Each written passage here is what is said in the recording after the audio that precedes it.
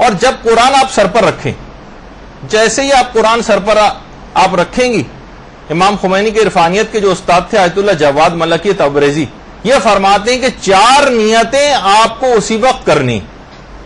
4 نیتیں جس وقت آپ قرآن سر پر رکھیں گی 4 نیتیں کرنی۔ پہلی نیت یہ کہ دماغ قرآن کے وسیلے سے قوی ہو جائے،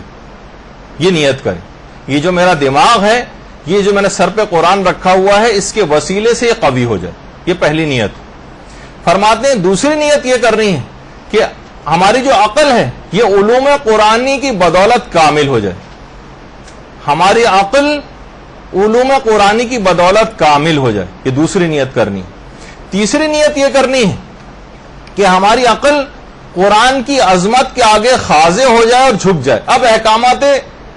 قرآنی کے سامنے اب ہماری عقل کو جھک جانا چاہیے، یہ جھک جائے،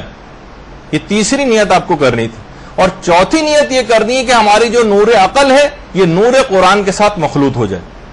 ہماری عقل نور قرآن کے ساتھ مخلوط ہو جائے۔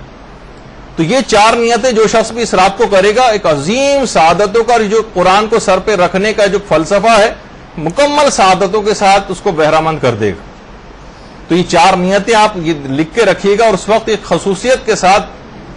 خلوص نیت کے ساتھ یہ 4 نیتیں ضرور آپ کو انجام دینی ہے۔ یہ آپ آج